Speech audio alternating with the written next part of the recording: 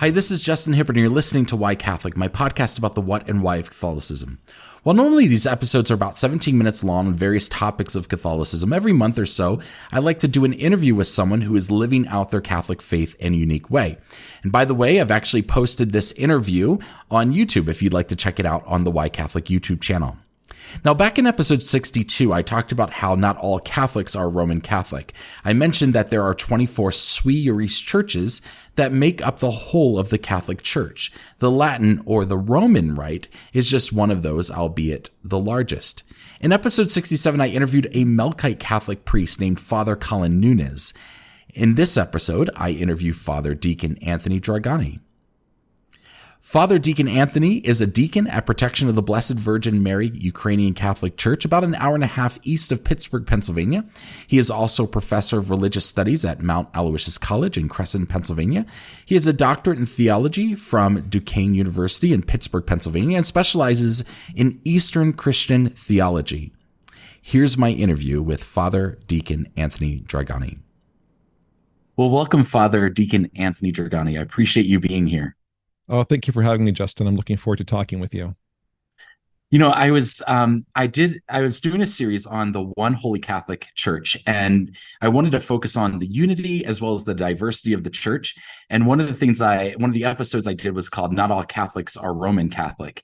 And I was on one of the Eastern Catholic forums on Facebook, and I asked the question: is there a good person that I should reach out to interview for a podcast to learn more about Eastern Catholicism?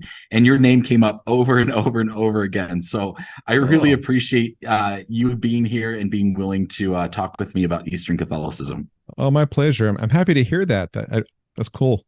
Yeah. Well, and in fact, I just interviewed Father Colin Nunes who's in Melbourne, Australia, and he was saying how your website has been helpful. So I would love for you to just share, where can people find you?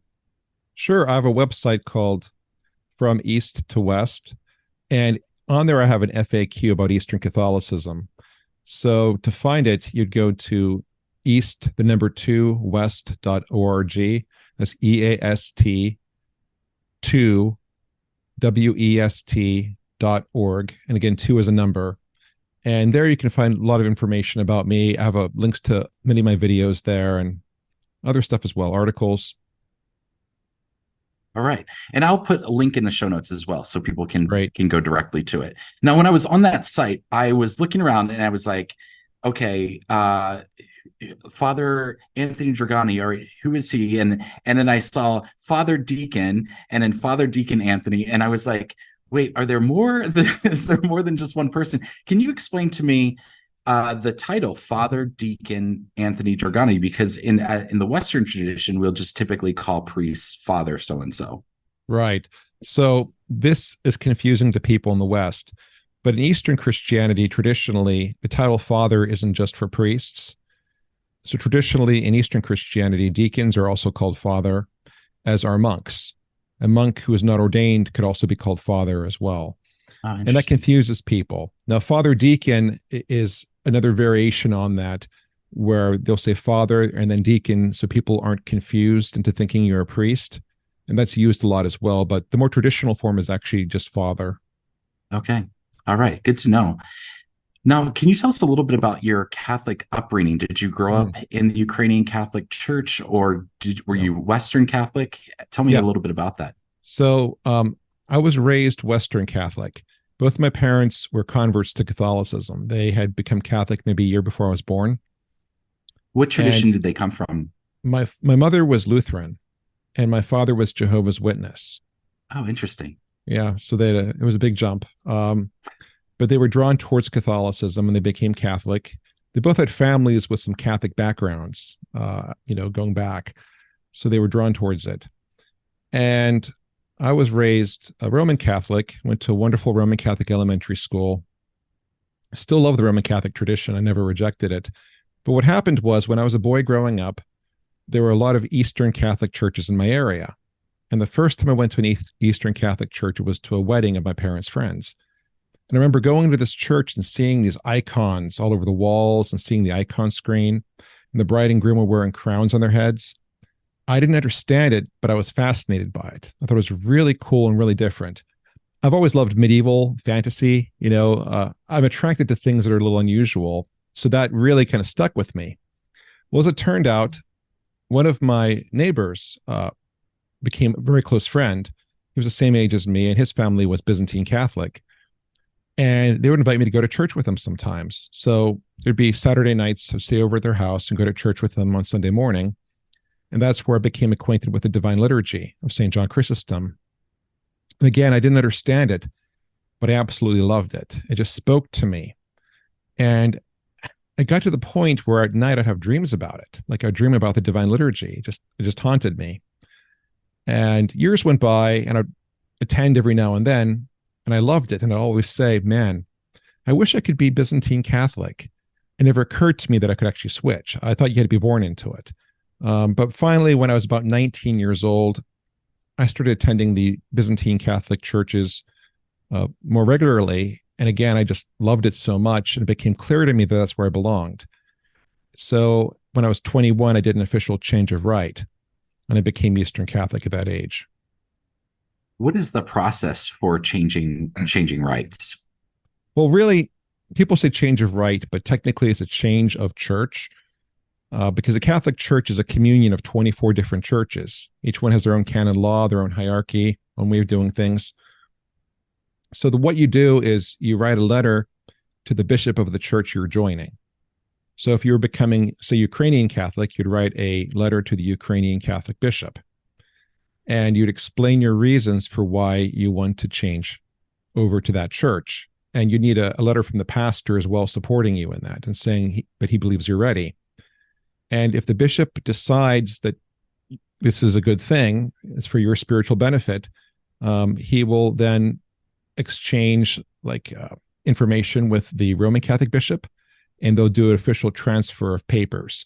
Once upon a time, this went through the Vatican, but not anymore. It's all done locally between the local bishops. Okay. And is it a pretty amicable process? Is it arduous to like with a lot of hoops to jump through, or? No. Now, some pastors may want you to be attending their parish for a longer period of time. There are some who may want you to be there for 2 or 3 years before you officially, change rites. Again, that's a colloquial term, but people call it that. Now, generally speaking, though, it's not difficult, provided that both bishops are cooperative. There are some places, apparently, I've heard stories of where the Roman bishop will not allow anyone to switch. I'm not sure why, but I think that's pretty rare. Most are pretty amicable towards it. Now, the only times I've heard of people being outright rejected, I've known of cases of people who wanting to go from Roman to Eastern Catholic. So they wrote a letter to the Eastern Catholic bishop in which they said they wanted to be Eastern Catholic, and then they went on a long list of everything they hated about the Roman Rite. Oh. And the Byzantine bishop gets that, and he reads this long list of everything they hate about the Roman Rite, and he's like, I don't want this person. And I don't think it even goes to the Roman bishop at that point. Basically, like, you're not changing rites. It's just becoming toxic, and you're airing your dirty laundry and everything like that. Right, because he knows that you won't be happy in the Byzantine Rite either. You'll find something to complain about there also. Okay, interesting. There are a lot of people that refer to the Catholic Church as the Roman Catholic Church, or they refer to Catholics as Roman Catholics. Mm-hmm. And there's this whole segment of Eastern Catholics. For me, I'm a Catholic convert, and I had no idea that there was this thing. I was like, you mean Eastern Orthodox? So I would love if you could give like a 30,000 foot overview of what is Eastern Catholicism. Sure. So it really goes back to the apostles. When the apostles spread the gospel and they spread local churches throughout the world, there were Christian churches established in the West and in the East. And as Christianity developed and evolved, as the centuries went on, the eastern half of Christianity and the western half of Christianity, while having the same common core, went in different directions on certain things, just differences because of culture and place. So the Western tradition developed one way and the Eastern tradition developed another way, but both are equally Catholic, and both are treated as equally Catholic by the Catholic Church. So Eastern Catholics, our traditions come from the East. And when I say the East, I mean the eastern half of what used to be the Roman Empire. So the term Byzantine Catholic refers to the tradition that came out of Constantinople. There used to be a great empire, the Byzantine Empire. It was really the Eastern Roman Empire. And a tradition developed there in Hagia Sophia. And that became known as the Byzantine tradition, or the Byzantine Rite, it's called. And then it spread to other places like Ukraine, or parts of Hungary, and even parts of Russia. So what happened was the Byzantine Rite took on different flavors in different countries. And that's why you have things like Ukrainian Catholics or Melkite Catholics. And this is important for me to distinguish. There's the term rite and there's the term church. So first of all, there's the Catholic Church as a whole. And it's a communion of 24 what are called sui juris churches, 24 self-governing churches. That's what the term means, sui juris, like self-headed, self-governing. And of those 24 churches, the largest is the Latin Church. That's the official name of the Roman Catholic Church, is the Latin Church. But among these 24 churches, they use different rites. And the term rite refers to the worship, but also the way the sacraments are administered and the theological tradition. So you may have 24 churches, but there only are 7 or 8 rites, depending on how you count them. So the Byzantine Rite is used by many different Catholic churches. It's used by the Ukrainian Catholic Church, which is the second largest next to the Roman Catholic Church. The Melkite Church, the Romanian Church. Of course, there are others. They're slipping my mind at the moment. But there are the Ruthenian Church. But there are numerous different Eastern Catholic churches that use the same Byzantine Rite. And then there are other rites as well, like the Maronite Rite, which came out of Lebanon. There's a Syriac Rite, an Ethiopian, a Coptic Rite, and many, many others. Now, the Latin Church, which is the official name of the Roman Catholic Church, is the only one that uses the Roman Rite. And the Roman Rite developed in the city of Rome, obviously in the Church of Rome. So when people use the term Roman Catholic, it really only appropriately refers to the Latin Church because it's the only church that uses the Roman Rite. Yeah, that makes sense. When I know you wrote an article recently on your blog about why you're Eastern Catholic instead of Eastern Orthodox. I'd love for you to I'm sure you probably get that question, like, why are you Eastern Catholic and not Eastern Orthodox? I get it all the time. So the Eastern Orthodox tradition and the Byzantine Catholic tradition, mine, are identical. I mean, we're almost completely identical, with a few different differences, mostly dealing with different regions in the world, customs developing differently. But for the most part, you can't tell us apart, except for the fact that we pray for the Pope. But what makes us different is we are in union with the Catholic Church. We are in union with the Pope and the other Eastern Catholic churches. Now, the Eastern Orthodox Church, like I said, they're identical to us in almost every way, but they're not in communion with the Catholic Church. They were not reconciled with Rome. Now, why am I Eastern Catholic rather than Eastern Orthodox? Well, I want to begin by saying I love the Eastern Orthodox Church. I love the Eastern Orthodox tradition. Really, it's my tradition too. But I want to be in union with Rome because I believe it's important. I believe that the papacy, for better or for worse, was established by Christ for a reason. And it's meant to be a principle of unity that binds together the people of God. So in the Catholic Church, we have a variety of different types of Catholics. Like I said, there are Byzantine Catholics, Maronite Catholics, Coptic Catholics, Armenian Catholics. The list goes on and on and on. And they all do things differently. But they're all united as one church, with the Pope of Rome serving as the guardian of unity. If you go to the Eastern Orthodox world, it's a little bit different. Because there is no Pope or anyone with that level of authority to unify the church, it tends to be very monolithically Byzantine. And there tends to be very little tolerance for anything that's not Byzantine. So one of the reasons why I'm in communion with the Catholic Church is I want to be in communion with the Coptic Church and the Armenian Church and all those different traditions, because I think they're very important to the Catholic Church. But in the Byzantine Orthodox world, it's Byzantine or bust for the most part. There are some Western Orthodox churches that have been established, like in the United States, that use an older version of the Roman Rite. but they're barely tolerated, and they're often derided by other Orthodox because there's a real prejudice for the Byzantine Rite in the Orthodox Church. So that's one of the things. I like liturgical diversity. I think that's important. But the other thing, too, is I believe that Christ came to found a church. He established a church. And the church that he established was meant to be a beacon, was meant to be a guidepost to guide us in the world. So when Christ ascended into heaven, we weren't left like children without a parent. We had a church there to be our mother and our guide. I believe very strongly that had to happen. That was necessary. We needed that guide. Well, in the Eastern Orthodox world, the highest authority is an ecumenical council. That's the highest authority. They don't have a pope.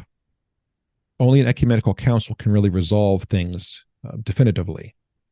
The problem is they've been unable to hold an ecumenical council since the seventh one. So for those who aren't familiar with the history, the Catholic and Eastern Orthodox churches were all one church. But then later on, it's often dated to, say, the 11th century, there was a split between the Catholics and the Eastern Orthodox, although really it didn't really happen all at once. It was more of a gradual thing over the centuries. But ever since then, the Eastern Orthodox Church has never been able to hold anything akin to an ecumenical council. They can't seem to do it. They were working towards a great and holy council a few years ago where all the Orthodox churches would be represented, and many of them did not show up because of different disputes they were having with one another. And right now, the Eastern Orthodox Church, God bless them, is in the middle of a big schism between Rome and Moscow. Not Rome, Constantinople. I said Rome because it's often called New Rome, because it was the new capital of the Byzantine Empire, or the Roman Empire. But Constantinople and Moscow are in the midst of a schism where they've essentially excommunicated one another. So they're not even in communion with each other at the moment. So getting back to the idea of there being a mother, a guide, a teacher, the church that Christ established has to be able to engage the world, because the world isn't stagnant. The world has changed a lot since the Seventh Ecumenical Council. And to be able to engage the world, you need to have an authority that can do that. And if you're not able to even hold an ecumenical council, you're kind of stuck in time. You're frozen in time on certain things. And I have a problem with that, because I think there are things that need to be addressed in the modern world, and you need some sort of living church, living in the sense that it can engage the world and it can talk to the world with authority. But if you say that the only authority is an ecumenical council, or that's the highest authority, and you can't have one, it becomes very hard to engage changes in the world. Yeah, I've often heard one of the critiques from the Catholic side of things is that the Eastern Orthodox Church is kind of stuck in time because they haven't been able to call an ecumenical council. And I asked some Eastern Orthodox about this. I said, is this a fair assessment? And like, can you call a council? And I got like 30 different answers. And I think it was more confused than when I started. It just seemed like there was like, we can, but we haven't, or it would need this, that, and the other, and it wouldn't happen because of this. And so it just seemed, it seemed really complicated for sure. Yeah. And I want to be clear, I love the Eastern Orthodox churches. I love Eastern Orthodox Christians. For the most part, they're wonderful people. But I do think that they're lacking that principle of unity that the papacy provides. And the papacy, again, for better or for worse, is an authority. It's an ultimate authority within Catholicism. And you need something like that in order to be able to move forward. Yeah. Well, I'd love to know what you think draws people to Eastern Catholicism. Well, part of it is we do hearken back in time. The idea of being stuck in time, on one hand, is problematic from, say, an ethical, moral perspective. But on the other hand, people are looking for tradition. I think today people more and more want to find something with ancient roots that they can latch onto and kind of dig into, so to speak, and make their own. And the Eastern Christian tradition, whether Catholic or Orthodox, is very, very rich in ancient traditions, ancient customs that have tremendous symbolic value. And if somebody's looking for something that's old something that has roots, something that's firm. It draws people in for that reason. But even more than that, the Eastern Christian tradition has a great sense of transcendence, especially transcendence in liturgy. So what happens is when we come together to worship, we believe that we're uniting with a heavenly worship. In the Bible, we get different glimpses of heaven. For example, the book of Revelation. And what John the Apostle sees in Revelation in heaven isn't a bunch of people laying around wearing robes playing harps. He sees people gathered around the throne of God worshiping. There are angels, there are martyrs, the saints, gathered around God's throne, gathered around a heavenly altar, engaged in worship. So there's a liturgy, a worship service taking place in heaven throughout all eternity. When we gather to worship God on earth, we're plugging into that worship in heaven. In the Byzantine rite, which is the rite that my church uses, we really emphasize that. And our whole liturgy is designed to evoke the feeling of entering another world.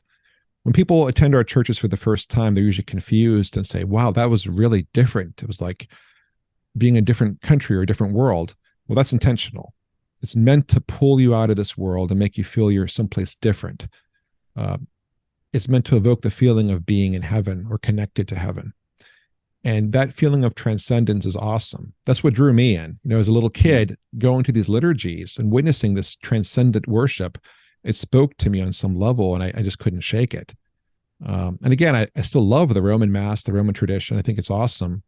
But for me, that transcendence of the Byzantine rite really evoked something. And I just could not stop thinking about it. So I think that's a big thing. Oh, sorry, I didn't mean to interrupt. No, that's a big thing that draws people. That was something that really stood out for me. I was always into the Jewish roots of Christianity. And, and Jesus says, do this in remembrance of me. And I read something from an observant Jew who was the editor of, and I forget the magazine, but he said the purpose of Jewish liturgy is to basically bend time and space, to make contemporaries of those who lived, thousands of years ago. And we become neighbors, in a sense, and we enter into the story. And I thought about that because, I often will every year we'll lead a Passover Seder in my home, and we talk about the Christian tradition. And whenever you attend a Passover Seder, it's when we were slaves in Egypt, when God did this for us, kind of thing. And it used that first person, and you enter that story. And so that really opened my eyes to Catholicism. And we're stepping out of time and space, and we're joining something that's transcendent. So I really appreciate that perspective. That's a great example. Exactly. In the Passover Seder, you're reliving the past, you're plugging into the past. We're doing the same thing, although we're plugging into heaven. Yeah, totally. What are some of the challenges of being Eastern Catholic in a predominantly Roman Catholic church? Is it ever, hey, I'm here, guys? Is there a bit of that? It's a pretty common occurrence. I'll be frank with you. It's not easy being Eastern Catholic sometimes. Now, there are places in the world where Eastern Catholics are in the majority. If you go to Ukraine, for example, certain parts of the Middle East. Years back, I met a woman from the Middle East, and she was from a country where the Catholics were almost all Eastern Catholic, and Roman Catholics were the minority. So that, and it was funny because where she was from, when people said Catholic, they meant Byzantine Catholic, and Roman Catholics were called Romans, because in their minds, Catholic equaled Eastern Catholic. That's what they knew. But in general, the Eastern Catholic churches are much smaller than the Roman Catholic Church. And in the United States, we're a minority, much smaller minority. So one thing that happens is that people don't know that we exist. And sometimes we have a hard time convincing Roman Catholics that we're actually Catholic. That happens. Okay, here's a story. A few years back, my church was hosting like a festival type event. And myself and the other deacon in my parish were giving tours of the church. And a lot of Roman Catholics were coming, and we were showing them the church and explaining things. I had to leave. I had to be somewhere, but the other deacon was giving a tour. And on the tour, there was an older couple, husband and wife, who were Roman Catholic. And he was showing them around our church. And he was explaining things about the church. And he took them, he told them, that we are Catholic, that we have, the same core beliefs, the same 7 sacraments, and that we have the same Pope, Pope Francis. And the lady said, "Oh, your Pope is named Francis. Our Pope is named Francis too." And he said, "No, it's the same Pope," but she couldn't quite grasp that.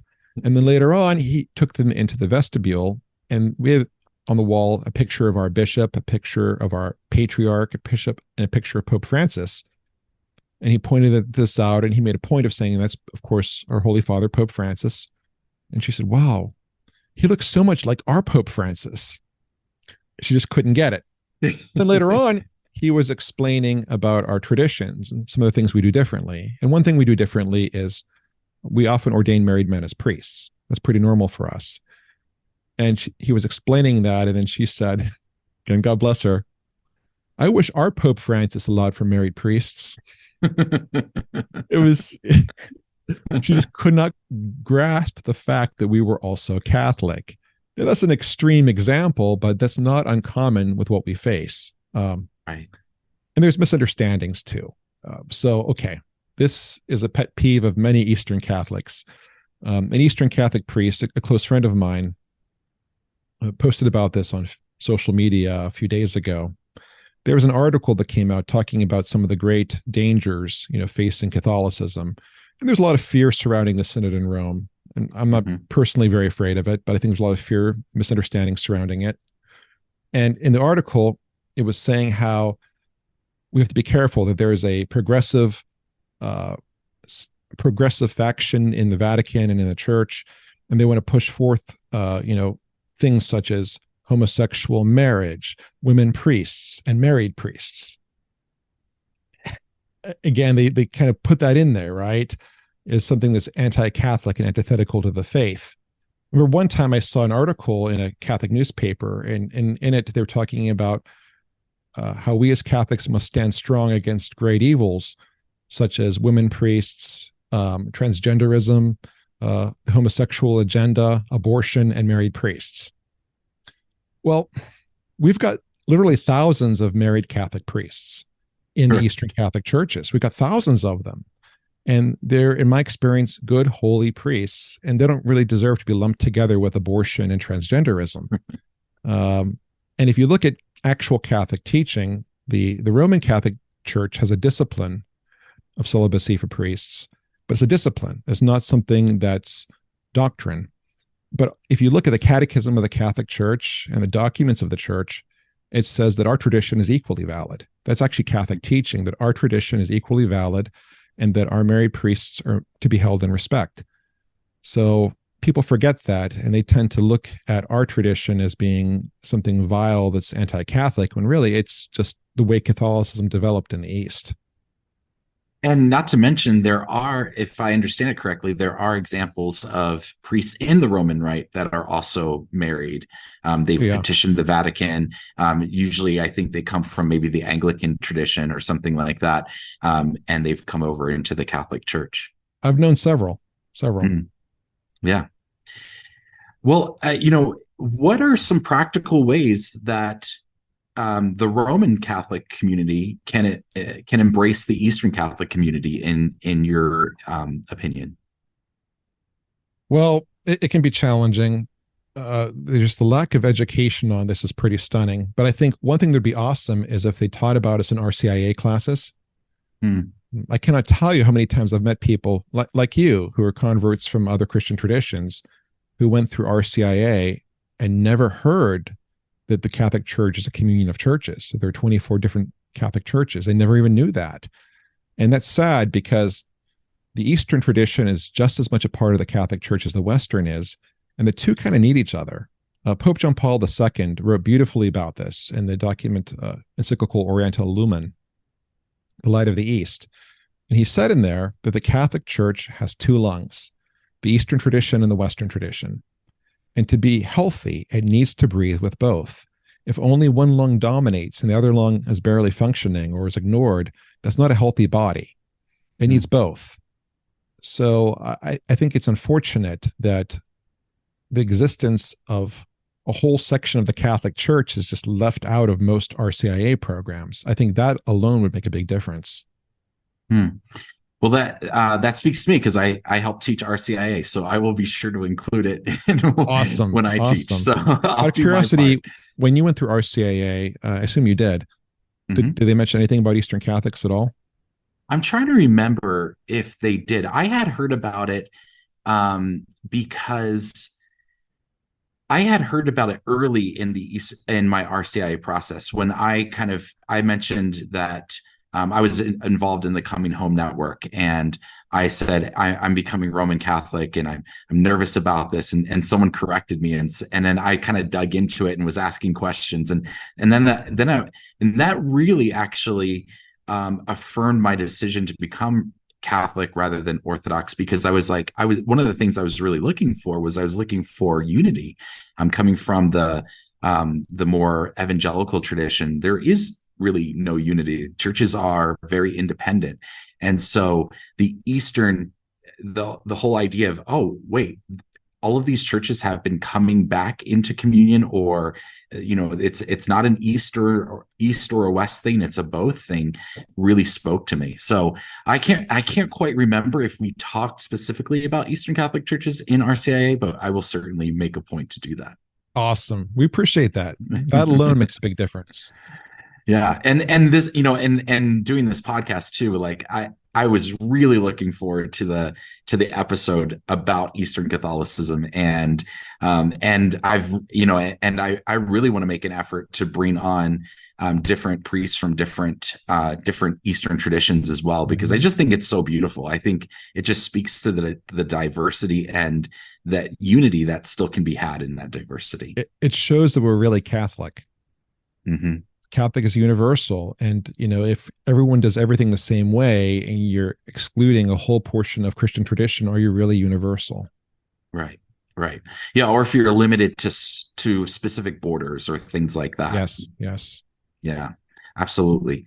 What is the relationship like between the Eastern Catholic Church and the Western, or in the Eastern Orthodox churches? Well, that's a little strange, and I'll tell you why. I'll share with you my personal experience. In my personal experience, the Eastern Orthodox Christians that I know in person and interact with are wonderful people, and we get along great.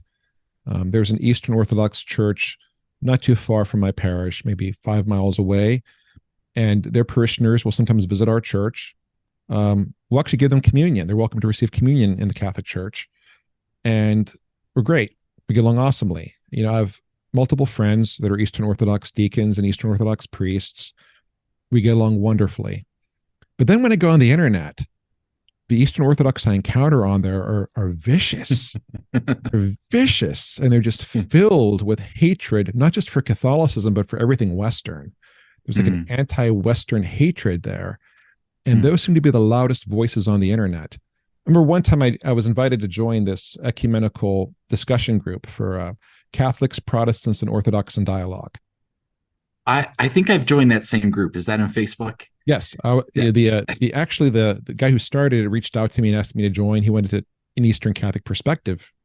So I said, sure, I'll be happy to join. And I joined.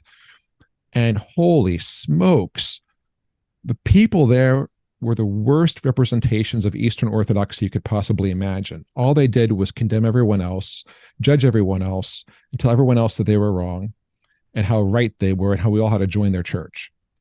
And I said to the administrator of the group, and I eventually left it. I couldn't take it after a while. I said to him, if I didn't know Orthodox Christians in real life, I would think they were the most hateful monsters in the world. Because the level of hatred I experienced there was just shocking. It was shocking. And I get it all the time. I make videos with like Reason and Theology with Michael Lofton and William Albrecht and stuff. And I get comments on there from Orthodox Christians that are just vile and hate-filled. And meanwhile, in real life, I have Orthodox priests I go out to lunch with, and they're my buddies. Go to the movies with Orthodox priests. So it's such a weird dichotomy. I'm not sure what's going on online, but my impression is a lot of new converts are coming in, and they're bringing a lot of anti-Catholic baggage with them. And I think many of them just reject the West in principle as being corrupt and lost beyond all redemption. And they see us Eastern Catholics as traitors who've gone along with the wicked, evil West. I remember one of the videos I made for Reason and Theology, I was talking about Eastern Catholicism, and there was a comment in there made by an Orthodox Christian, and it was a comment about me, and he said that I am the sad face of apostasy. I'm the sad face of apostasy. And some of my friends saw that, and my wife saw that, and they thought it was really funny, and that became my nickname. I'm the sad face of apostasy. So whenever I'm making videos, my wife tells me to be sure to smile so I'm not the sad face of apostasy. Oh man. Yeah, that forum, I think I finally snoozed it because I was like, oh, this is great. Like I think it's even called Peaceful Dialogue or something like that. Yeah. And I joined on, and I was like, whoa, this is a train wreck. Like, did you witness some of the vicious Orthodox posts? Yeah, I did. And that was where I asked the question. I was like, I would love an Eastern Orthodox perspective about this comment, are you stuck in time kind of thing. And some of the posts, some of the responses were very charitable and really helpful. And some were just like really attacking. And that was my impression. The same thing that you're saying, that was my impression. I was like, like they hate Catholics. Like this is really toxic. And hatred is the right word. That's the feeling I got. It was actual hatred, just seething with rage in some of those posts. I'm like, man, that's not my experience in real life at all. Yeah. I don't know. Maybe sometimes Facebook brings out the worst in people, I guess. I don't know. It must. But again, the Orthodox Christians I know don't even think that way. But I think what's going on is there's this contingent of radical, anti-Western, almost like fundamentalist convert zealots who have made the online world their place, where they push a version of orthodoxy that does not line up with what orthodoxy actually is. Yeah. What when I was talking to Father Colin Nunes, he was telling me that the Melkite Greek Catholic Church, their sister church in the Orthodox Union is the Antiochian Orthodox Church. Yes. And is there something like that with the Ukrainian Catholic Church? Yes. So the situation is different historically. Every Eastern Catholic Church has a different story. With the Melkites, there was like a split that took place in the Antiochian Orthodox Church, where some went into communion with Rome and some didn't, and those became the Melkites. So there's a history there where they were one church that kind of split. So that's their sister church. And in the Middle East, my understanding is the relationship between the Antiochian Orthodox and the Melkites is very strong. They get along great. From what I've read, they go to each other's churches pretty regularly. In the Middle East, the difference between Catholic and Orthodox isn't as accentuated, because when you're being persecuted by anti-Catholic Islamic fundamentalists, the differences between us kind of melt away. Now, with the Ukrainian Catholic Church, historically, our situation is a bit different, because what happened is there was a union called the Union of Brest.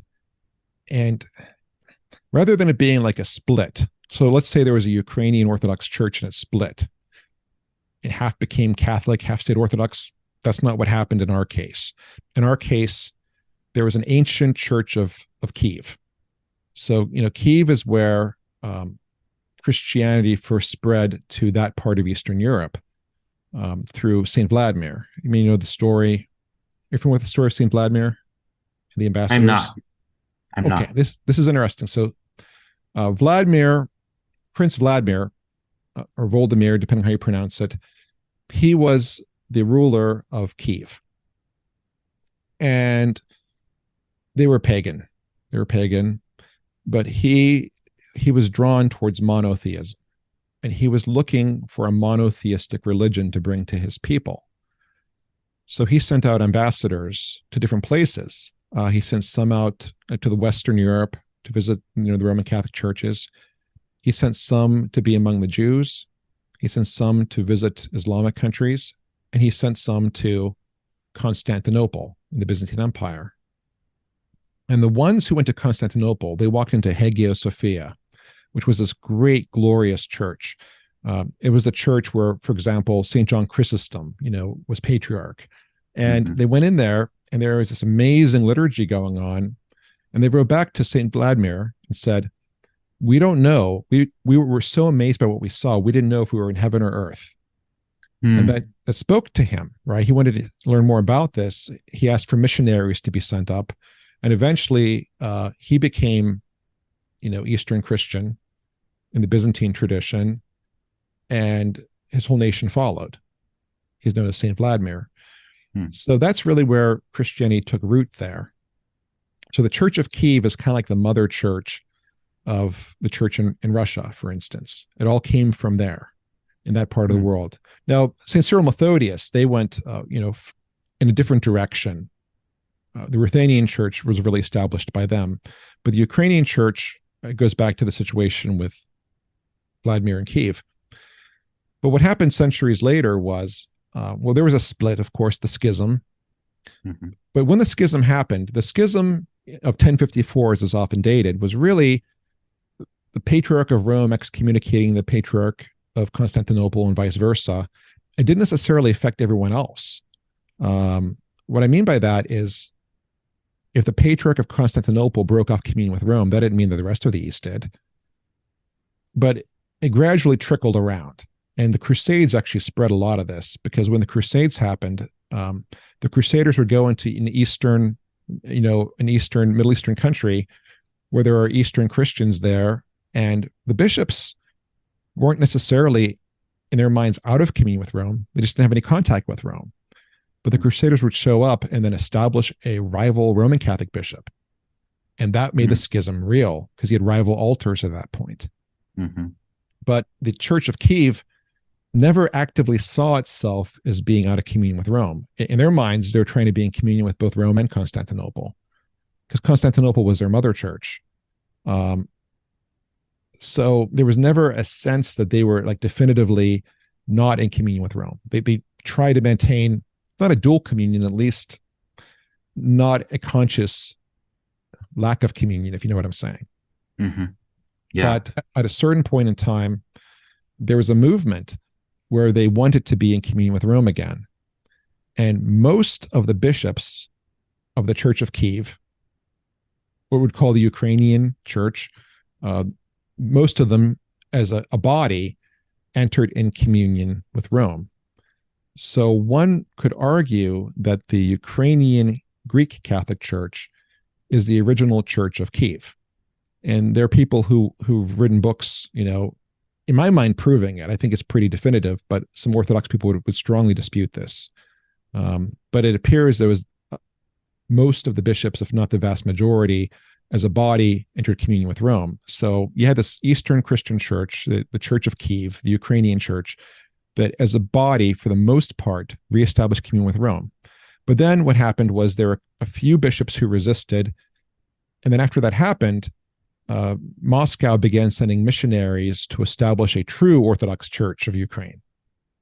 So what the Orthodox who came to Ukraine actually came later, after most of Ukraine had reestablished communion with Rome. So it's not quite the same thing as one church that split. It's more like one church, almost as a whole, entered communion with Rome, and then a new rival church was created from the outside. That being said, in Ukraine, there's an Orthodox church that is under Constantinople, and we have an extremely good relationship with them. I would say they'd be the closest thing we have to a sister church. But you also have in Ukraine another Orthodox church, a rival Orthodox church that's under Moscow, and their relationship with us is pretty poor for obvious reasons. I know that there was one of the reasons why the Russian Orthodox, if I understand this correctly, one of the reasons why the Russian Orthodox Church is breaking away from the communion with the Eastern Orthodox Church is because the Patriarch of Constantinople acknowledged the Ukrainian Orthodox Church as a separate entity. Is that Yes. correct? Yes, Okay. and that's the church we have a good relationship with. We have a great relationship with them. I mean, their bishops are friends with our bishops. I mean, we get along great. There's no ill will there at all, none. But that really upset the Patriarch of Moscow, because going back in history, Christianity in that region all started in Kiev. So Kiev really is the mother church. It's the mother church of Moscow when you think about it. But Moscow wants to be the mother church. They want to claim that they're the true church. And the fact that Kiev, the city of such great historical significance to them, is not part of their patriarchate, not part of their nation, it bothers them to no end. But what happened was, there was a period of time in which Russia, as the Soviet Union, controlled Ukraine. And they outlawed Eastern Catholicism, and they forced all of the Orthodox to be under the Moscow Patriarchate. Okay. So basically, all the Orthodox churches in Ukraine had to be Russian Orthodox churches. And us Eastern Catholics were driven underground. Well, when the Soviet Union fell, Eastern Catholicism reemerged. They had declared us dead. They said, we've been eliminated. Well, we came back in bigger numbers than ever. And a lot of the Orthodox churches did not want to be in communion with Moscow. They wanted to be independent of Moscow. So there was a big battle there between those Orthodox churches that stayed loyal to Moscow and those who wanted to not be in communion with Moscow. And the group that stayed out of communion with Moscow, that resisted it, they kind of functioned in a quasi-canonical state for decades, where they were Orthodox churches, they had valid sacraments, they had bishops, but they had no real patriarch. They were kind of just floating on their own because they refused to submit to Moscow. Well, they petitioned the ecumenical patriarch, because really the ecumenical patriarch has much more of a claim to be the mother church than Moscow does. I mean, the ecumenical patriarch is in Constantinople is who sent the missionaries. It was the mother church, not Moscow. So the ecumenical patriarch of Constantinople released what's called a tomos, an official declaration establishing an independent Ukrainian Orthodox Church that is not in communion with not in communion, but not submitting to Moscow. And that infuriated the Patriarch of Moscow, because he insisted that only he had the right to oversee Christianity in Ukraine. Man, when you hear this, it almost sheds a lot of context on the current conflict between Russia and Ukraine, and it's really, I remember when Vladimir Putin, gave his sort of explanation as to why they should invade Ukraine, and I'm curious your take on that. How much of it is related in this ecclesiastical history? It's deeply related, because like I said before, the fact that Kiev, the city, which really is the roots of Christianity in that part of the world, is not under Russia's control, infuriates Putin. He wants that city. And the fact that there's an Orthodox church functioning in Ukraine that's not submitting to Moscow also infuriates the Russian Orthodox.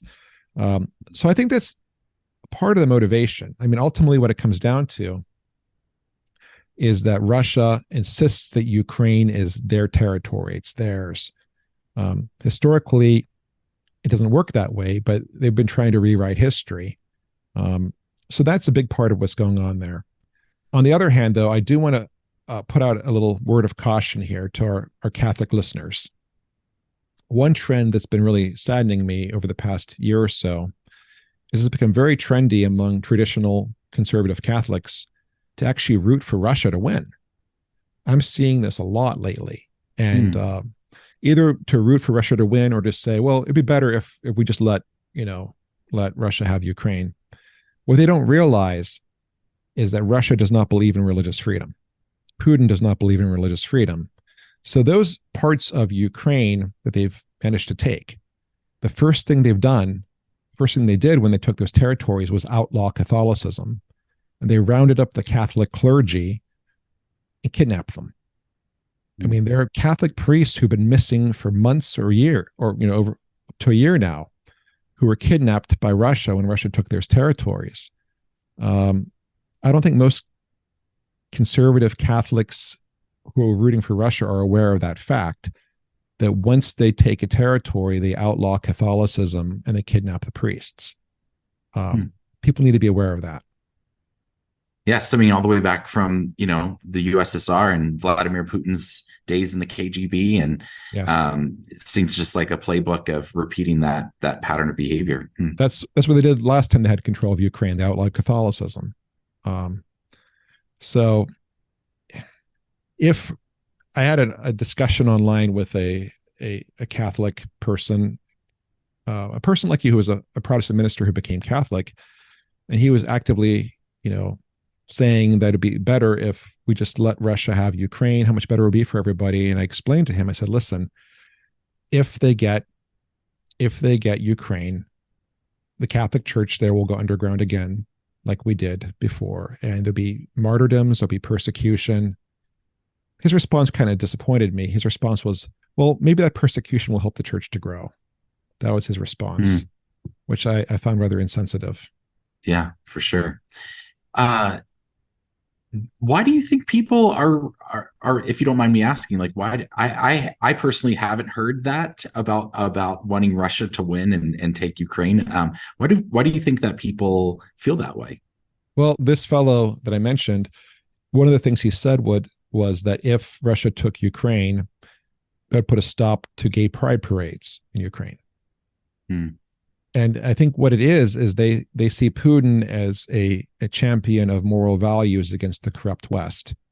And he positions himself like that, So they believe that our Western culture is promoting things like transgenderism, the homosexual agenda, abortion. And they see Putin as being a strong bulwark against that kind of corruption, because Putin presents himself that way. But the reality is, Putin, he's using that very strategically to bring allies to his side. But if you look at what's going on in Russia, really, abortion is primarily birth control in Russia. He has the authority. He could outlaw abortion, but he hasn't. He won't do it. As far as his objections are to homosexuality and the LGBTQ agenda and transgenderism, well, maybe he actually believes in that. Maybe he doesn't. But it's been very politically advantageous to him in winning allies. I see. Well, what is your mother church is in a flux of war currently, and what is that relationship like? Are you still in constant communion with the bishop in Kiev, and how is that dynamic since you guys have been attacked? Well, our bishop in Kiev, our patriarch, Sviatoslav, he's a brave guy.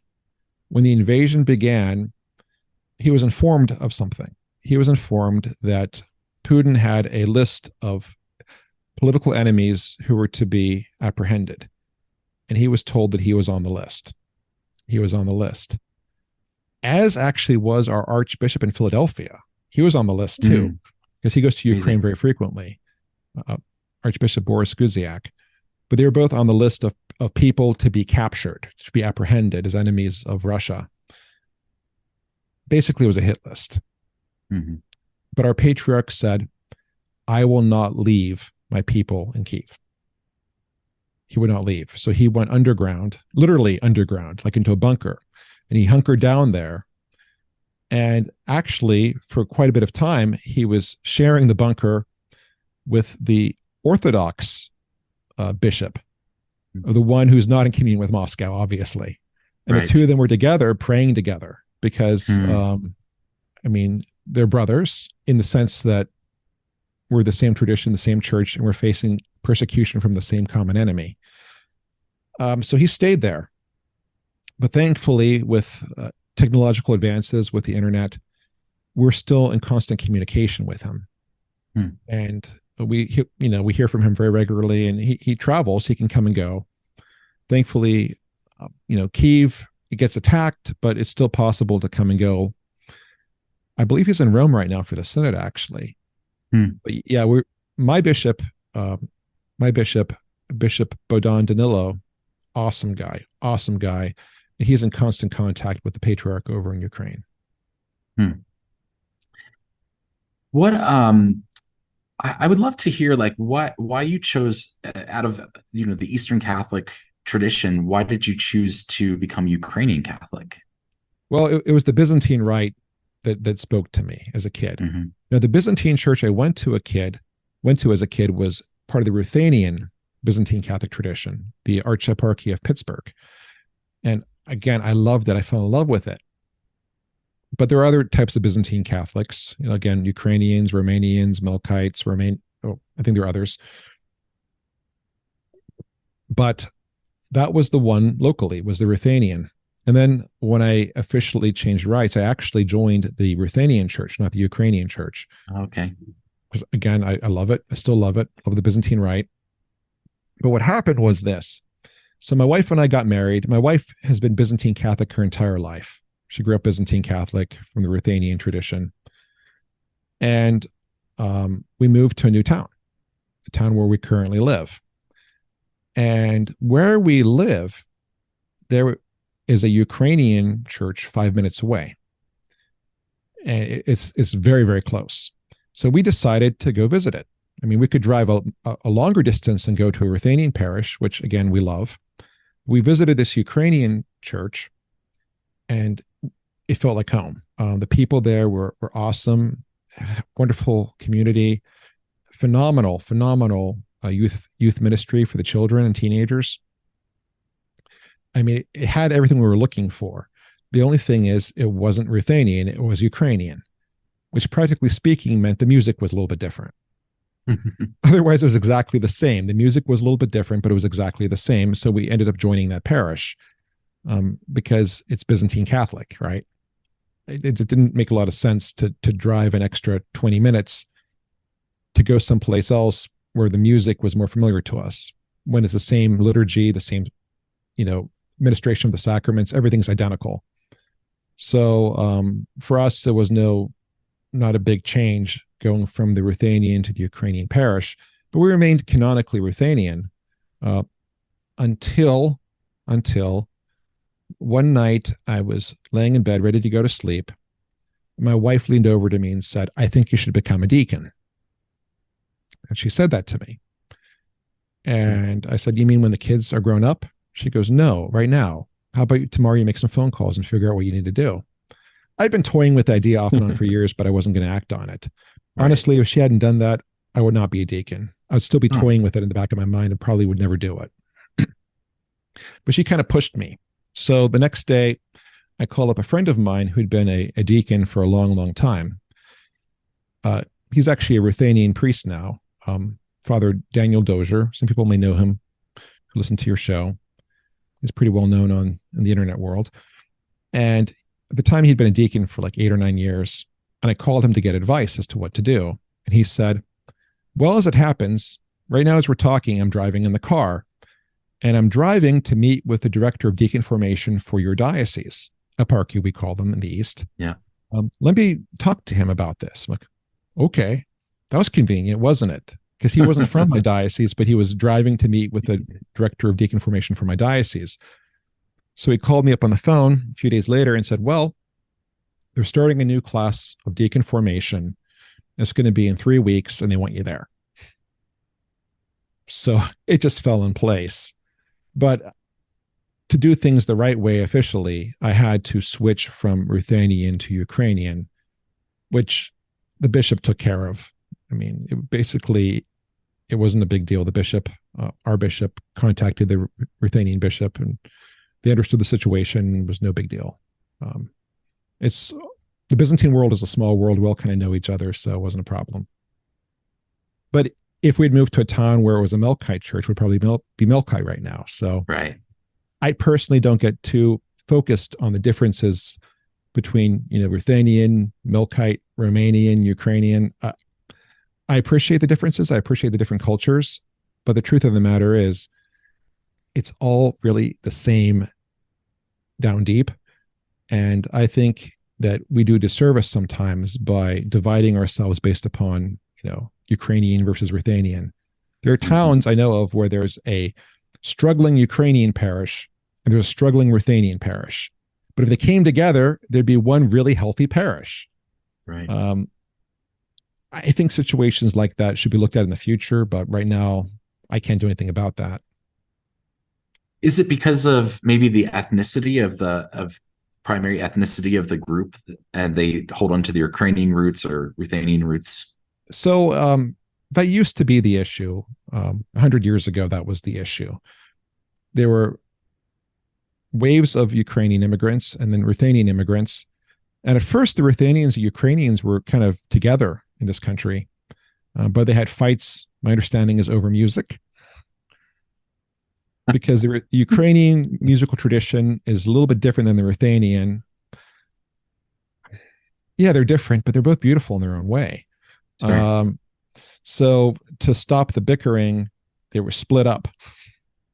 And that's why you'd have a town with a Ukrainian Catholic Church and a Ruthenian Catholic Church, rivals across the street from each other. Liturgy wars. yeah. And at that time, the people fighting were primarily immigrants who were trying to hold on to their own culture. Well, here we are 100 years later. I mean, we don't have any parishioners who are from Ukraine at my parish. We don't.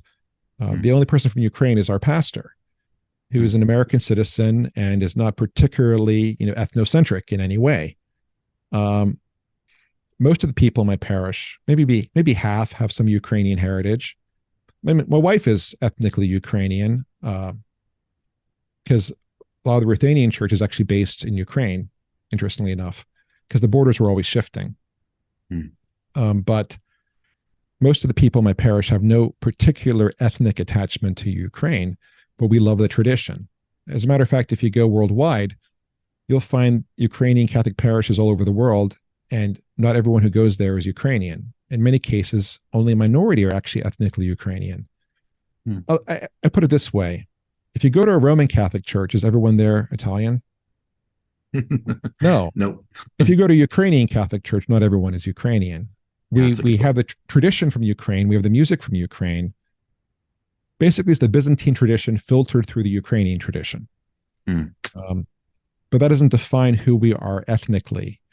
Our patriarch says that we are a worldwide church for people of all racial backgrounds. And we have priests, we have clergy, we have monks from all racial backgrounds.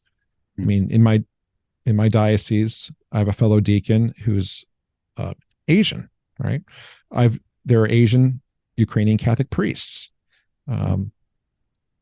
You talked with Father Colin, right? Father Colin is a priest in the Melkite Church. He's not Middle Eastern. No. It's from Malaysia originally. Exactly. Yeah.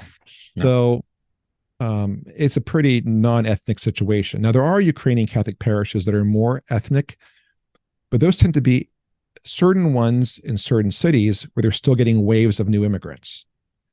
So if you have a wave of immigrants coming in who cannot speak English, oftentimes they'll gravitate towards one parish, and that parish will do things in Ukrainian because that's the language that people understand. And that's awesome. That's great that they have that. But most of the parishes that are not in those locations aren't especially ethnic in any way. I have one last question for you. Is that okay? Sure. All right. So if someone's attending, let's say someone like me, a Roman Catholic, is attending a Ukrainian Catholic church, what are some of the differences that they would see and experience in the liturgy? Well, probably the first thing you'd notice is you walk in and there are icons all over the place. We have a barrier, so to speak, called an icon screen. Ever see one of those? I have not seen one in person, just on videos. So it's almost like a wall or a screen covered in icons with doors that open up during liturgy. And what it does is it kind of separates, the altar area from the rest of the church. It harkens back to Judaism, where they had the screen separating the Holy of Holies. Okay. It's just like that. And we have it covered in icons to remind us that when we worship God, we're not doing so alone, that we're plugging into the worship in heaven with the angels and saints. So the whole church is typically full of icons of angels and saints all over the place to remind us that they're with us. We're all together when we worship God. So that's the first thing you'd notice. You may also notice that we don't typically kneel during the liturgy. And we've had people who show up at some of our churches and they're like, you guys are like really irreverent. You're not kneeling for the Eucharist. Well, in the Byzantine tradition, standing is a greater sign of reverence than kneeling is. We will kneel as a sign of penance. So there are certain times which we will kneel for as a sign of penance. But when we're showing respect and reverence, we stand. So that's one difference people often notice. They also notice that we sing everything. Our liturgy is sung from beginning to end. We even sing the scripture readings most of the time. So everything is sung. And we have no musical instruments. We don't use an organ. We don't use guitars. We do everything a cappella, because when we have those glimpses of heaven in the Bible, there are no musical instruments depicted. Everyone is singing. So we have everything a cappella for that reason. We're trying to recreate this experience of being in heaven. And then if they go to communion, and by the way, any Catholic can go to communion in any Catholic church. So a Roman Catholic can go to a Byzantine Catholic church and receive communion, not a problem. But they might be confused as to how to receive communion because we do it very differently. So first of all, they notice that we use leavened bread. In the Roman Catholic tradition, you guys use unleavened bread, like they did at the Passover, right? It's a connection with the Passover meal. But in most of the Eastern Catholic churches, we use leavened bread because Christ rose from the dead and the bread rose. The word for risen is very significant to us. We sing it repeatedly during the Easter season in Greek, and it describes both Christ risen from the dead, but also risen bread. So our bread is risen symbolically because Christ has risen. And what we do for communion is we take the bread and we cut it into cubes. We cut it into cubes and put it in the chalice with the wine. So the consecrated bread, the body of Christ, is placed in the chalice with the wine, the blood of Christ. And the cubes of consecrated bread absorb the blood of Christ. So what happens is when you go to receive communion, in most of the Byzantine churches, you'll walk up and you open your mouth like a baby bird and lean backwards. And a priest or a deacon like myself will take a spoon, and with that spoon, we take a little cube, the body of Christ absorbing the blood of Christ, and we drop it in your mouth. And we're very good at not hitting your teeth. We're good at that. So that's how you receive communion in the Byzantine tradition. There are some exceptions, though, like many of the Melkite parishes do a little bit differently. Or what they do is they cut the bread into like strips, and they dip the bread into the wine, the body into the blood, and then put it in your mouth that way, just using their hands, not a spoon. But most of the Byzantine churches use a spoon. Okay, interesting. And then anything else that would stand out and be, oh, this is very different than my Roman Catholic parish. Yeah, it takes me a minute to wrap my mind around this because it's so normal to me now, right? But they might be surprised to see children, like babies, receiving communion. Because in our Byzantine tradition, and all the Eastern Catholic churches do this, we've kept the three sacraments of initiation united as one. They're all done together at the same time. So when my children were baptized, they were baptized, and then they were confirmed, and then they received their first communion all at the same time. So for an infant, what you do is give them some of the precious blood, and that's their first communion, and they keep receiving communion every week thereafter. So my daughters have received communion their entire lives since they were little babies. Once they're old enough, of course, they get the body and blood together in the cube. But that often surprises people. They're not expecting to see that. But that's normal for us. That's how we've always done it, always. And they also may be surprised to see a little kid running up to the priest and saying, "Daddy," because in our parishes, most of the priests are married. Not all, but the majority of parish priests are married in most of the Eastern Catholic churches. But people get the mistaken impression we don't value celibacy. We actually strongly value celibacy. Our bishops are always celibate, but we also have a strong emphasis upon the monastic life. We have monasteries full of celibate men and celibate women. And for us, the monastic life is seen almost like the special ideal, the model for everyone to follow, more so than being a priest even. So we really emphasize the monastic aspect of Christianity more so than the West does today, at least. And celibacy is highly valued in that context. That's really interesting. Well, I won't take up any more of your time. I really appreciate you talking with me and sharing on Why Catholic about the Ukrainian Catholic Church and Eastern Catholicism in general. It's a real pleasure to have you. So thank you so much, Father Deacon Anthony. Oh, my pleasure, Justin, and awesome questions. Very good questions. The Eastern Catholic Churches is one of my favorite topics to discuss in all of Catholicism. It's not because I'm part of an Eastern Catholic Church. I'm very active in a Roman Catholic Church, but it interests me because it speaks to the ongoing effort of the Catholic Church to grow in unity. Please check out some of the show notes where I have a link to a number of resources, including Father Deacon Anthony's website, easttowest.org. It's a wonderful place to learn more about Eastern Catholicism.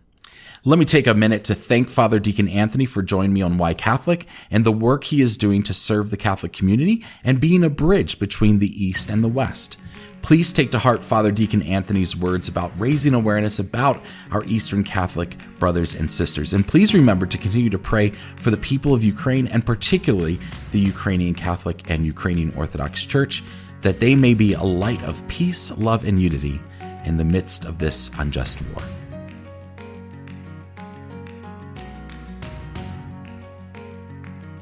Thank you for joining me for Why Catholic. Be sure to subscribe to Why Catholic wherever you get your podcasts. And you can also subscribe to my Substack site and get the next episode in your email inbox. As a subscriber, you get a special discount code to the Why Catholic Etsy store. If you've been blessed by this podcast and you're feeling generous, there's also a way to financially support it, and patrons get some extra perks. To become a free subscriber or a patron, just go to whycatholic.substack.com/subscribe. Also join me on Instagram at Why Catholic Podcast, all one word. Thanks again for listening. My name is Justin Hibbard, and this is Why Catholic. God bless you.